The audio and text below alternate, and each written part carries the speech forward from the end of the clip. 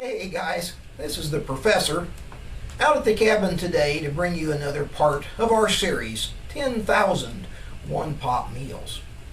Now, for today's meal, I've got to give credit to Dink from Bushcraft USA for this idea, because this one Dink published in detail, which includes a meat. I believe theirs was hamburger, but today I'm going to be using bacon. This is 4 slices of regular bacon cut up into 1-inch pieces. Here we have a macaroni and cheese mix. So macaroni and cheese does the double duty job of providing the carb as well as the cheese sauce. And over here then, for our vegetable component, we have a small can of whole kernel corn. So we'll be putting together one of our 10,000 meals today. A real good combination, we hope. And what we'd like to do is walk you through that step by step. Today we're going to be using our trivet and a 10-inch cast iron skillet for our one-pot meal. Once again, for frying the bacon, we're going to want to use coals out of the fireplace under the trivet. We want those to go on high heat. So we're going to get a shovel full of the hottest coals that we can find here. And we're going to want to replenish those coals if we notice that the frying action settles down. So let's get the skillet on the fire and begin to get that heating up. We'll add our 4 slices of bacon and we'll begin to get those fried up a little bit.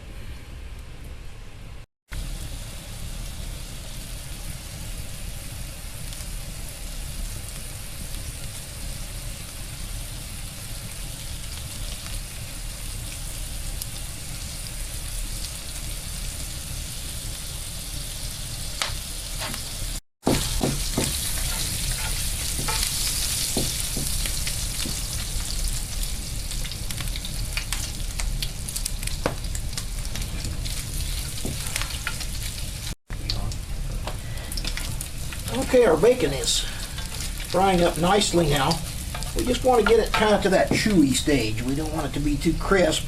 I want to go ahead and get the bacon out of there, get rid of some of this grease, and we'll soon be back to mix up everything else.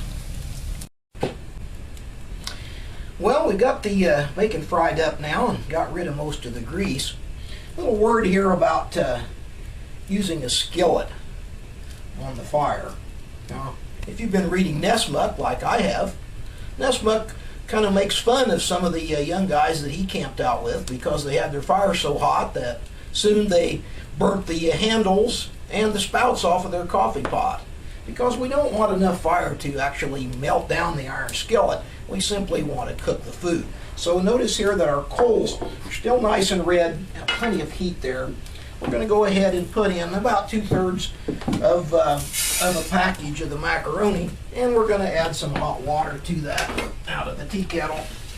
It's already hot, so it shouldn't take too long to get that going. Skillet's hot, and notice that that macaroni is going to come to a boil right away. Want to cook that long enough to soften it up and get it done. That gives us time to work with our other ingredients. So let that cook up a little bit. Once again, when you're cooking over coals, you want to continually watch the fire, watch the heat under there, and add a shovel full of coals as needed to keep the boiling going. Notice that since we're sitting here by the fire, which oftentimes is known as the keyhole fire if you're doing it outside, the campfire's over here producing the coals that we're going to need for fuel. We're sitting here by the fire with the tripod and the skillet off to the side. Notice that we're getting a lot of heat from the sides boiling out in this region in here, keeping it hot. But since cast iron is a very good conductor of heat, the entire skillet is very hot and very near the boiling point. So we're boiling all over the entire surface of the skillet. Since it's wide with a flat bottom, that heat is going to transfer into the food real easily from there. Now once again, if you're making this in a bush pot or a billy can, you're depending more on side heat because the cylindrical shape is going to collect more heat from the side than from the bottom. One thing we want to do now is go ahead and make sure we have enough liquid in there to make up our sauce. So we'll go ahead and add the can of corn. It's got some liquid in there, so we want to keep that liquid and make that be part of our sauce. And might as well get the bacon back in there so that it can get its flavors all scattered back through the mixture. Once again here, water quantity is not too critical. What we'll do is just watch it, and as it begins to take that up, we'll go ahead and add more. This is our cheese sauce packet that came out of the macaroni and cheese mix. Give everything a stir and kind of monitor that liquid content.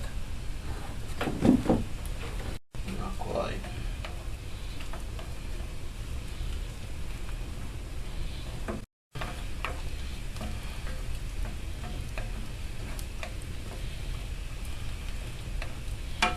Now I've added a shovel full of fire underneath the skillet.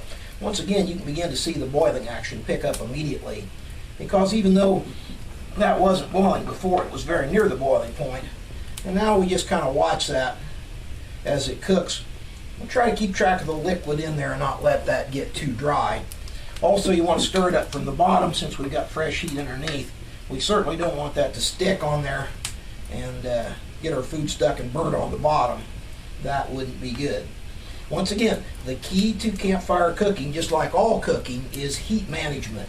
You have to kind of know how much heat it's going to take to do a particular job, and then you have to monitor that and work with that as you go along. In the case of campfire cooking, most of the cooking is going to be done off the fire, out to the side, using coals. The only thing you're really going to put in the fire for fast heat is going to be water that you want to boil up for washing dishes, making tea, that type of thing.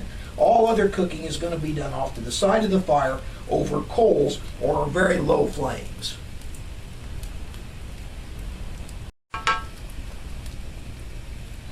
Well, as we can see here, the sauce is thickening up well.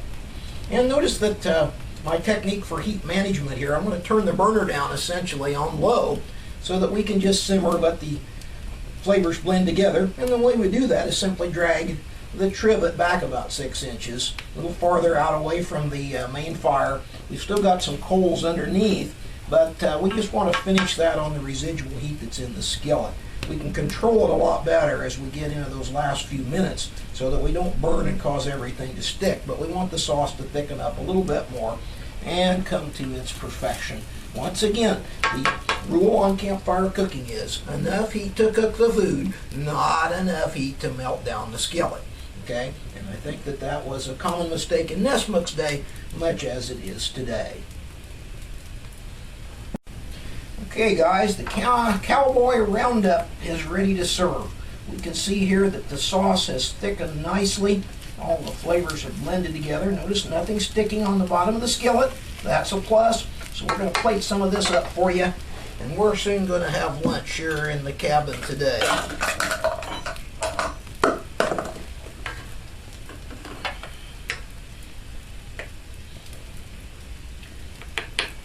And so, here's some of the finished product. Let you come in close and take a look at the texture there. Notice that the bacon is all browned and kind of at that chewy stage. The macaroni and cheese is all gooey and bubbly. Our corn is mixed through there. And so we've got a great lunchtime meal. Thanks again to Dink from Bushcraft USA for this idea. I'll be looking forward to your comments and ideas that you may have for 10,000 one-pot meals, and I'll try to make up some of the best of them. My subscriber list is nearing 200 now, so I'm hoping soon to have a kind of a giveaway contest here for my subscribers and viewers. So stay tuned for the next video as we will announce the contest and how that's going to work. Once again, I'd like to say, see you later. This is the Professor, and I'll see you soon.